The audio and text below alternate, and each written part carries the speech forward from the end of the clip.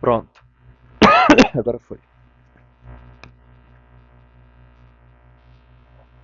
Certo, e conforme eu estava falando, tem essa irracionalidade pura na base, meras relações de poder, e no alto, discurso do direito, você vai tendo construções pretensamente racionais para justificar, para aplicar e para operar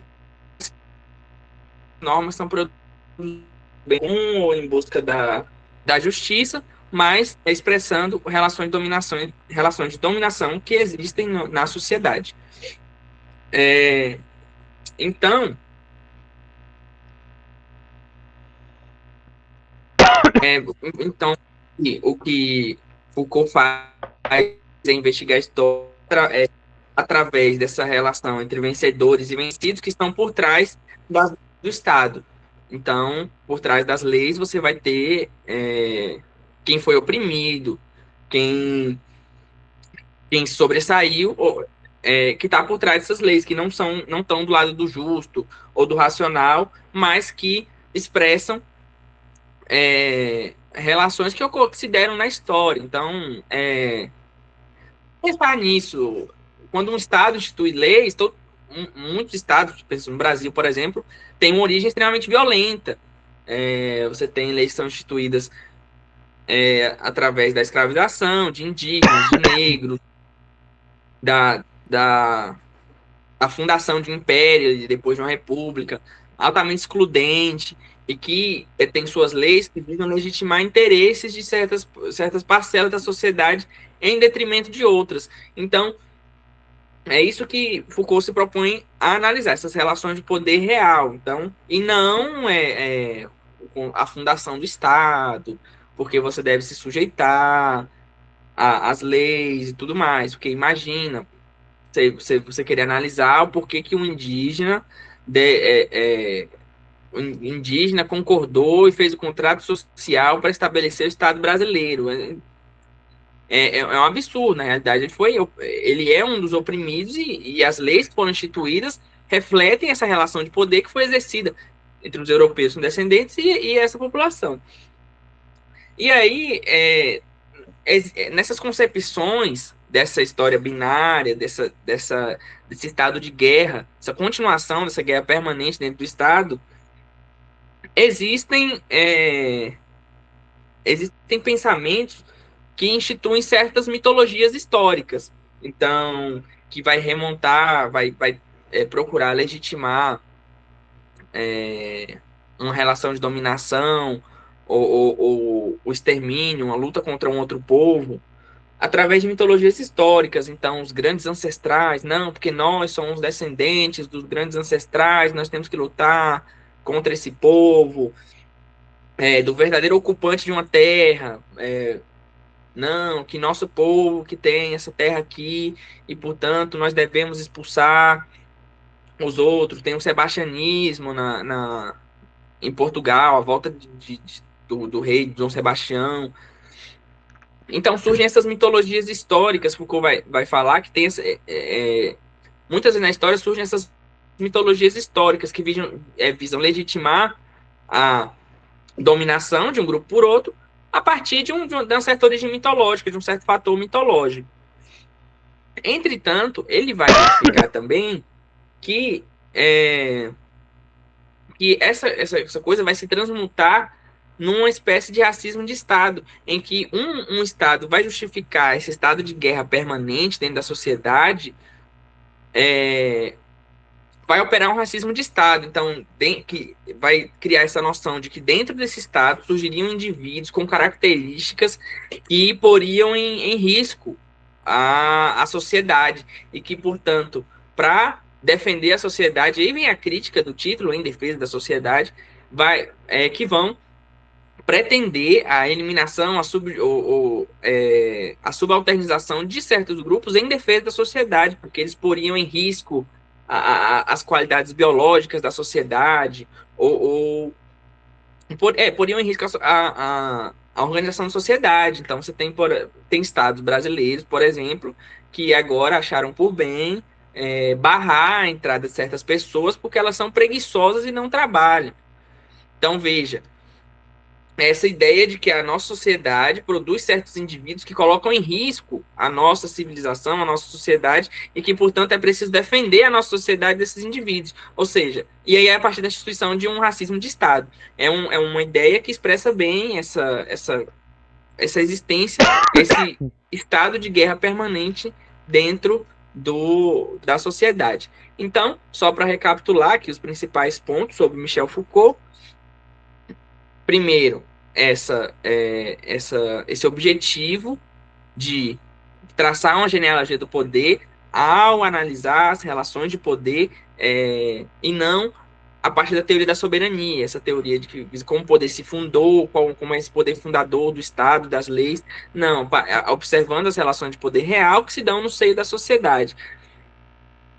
Como ele analisa, através do projeto metodológico dele, é analisar a partir das relações de guerra, entendendo que a guerra continua, mesmo após instituído o Estado e as leis, a sociedade está em um estado de guerra permanente em que tem classes, indivíduos em seu seio, e que aqueles que possuem, aqueles que se sobressaem, conseguem instituir leis que expressam não a justiça ou a razão, as leis da razão, mas sim leis que expressam a sua relação de dominação, as leis que expressam seus interesses.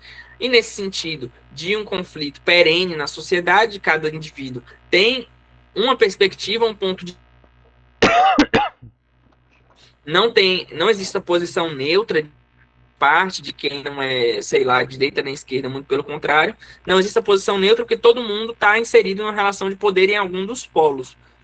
E aí, a partir disso, a verdade, ela é utilizada como uma arma. Então, essa disputa é usada como uma arma para favorecer um certo interesse, para criar poder ou para favorecer certa desigualdade já existente, não reforçar uma posição de dominação, ou criar uma resistência a essa relação de dominação da proposição de uma contra-história. Então, é sempre interessante pensar no exemplo dos indígenas, né, das populações originárias, que vão falar não é descobrimento, é invasão. Então, é você colocar a verdade como uma arma para lutar contra a situação de opressão real.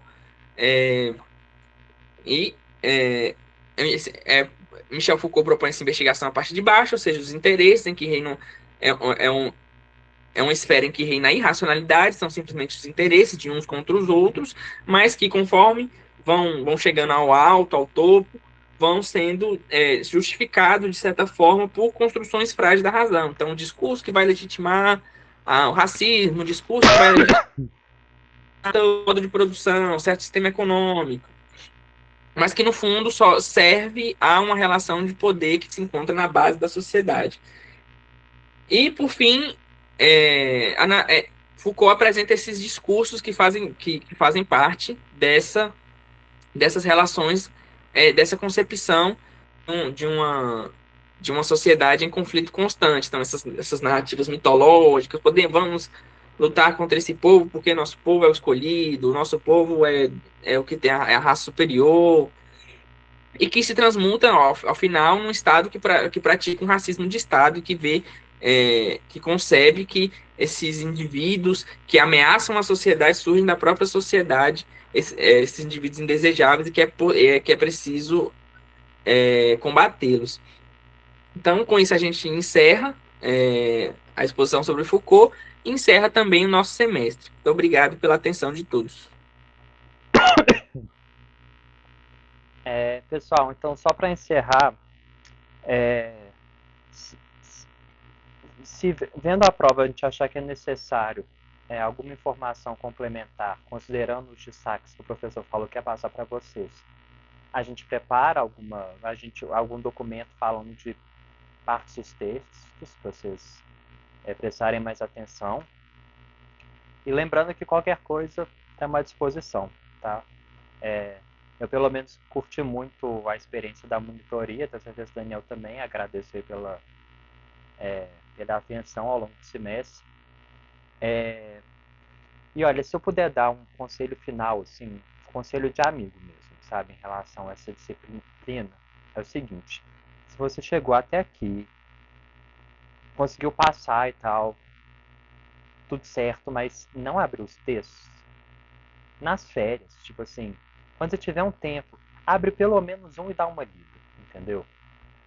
Porque é uma coisa que tem valor, assim, pra nossa formação mesmo, sabe?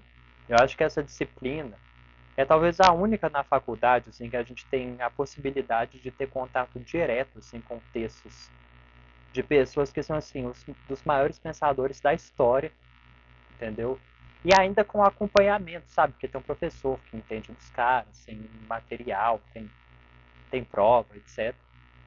Então, é a oportunidade de ter um contato com os autores de verdade e um contato bem acompanhado, sabe? Assim, isso acrescenta muito. Assim, ao longo do curso, a leitura vai ficando cada vez mais acessória, assim, sabe? O autor de referência, muitas vezes, sabe, é um cara aleatório aí da PUC de São Paulo, e que escreve um manual aí, que é um texto que tem 400 iguais, sabe?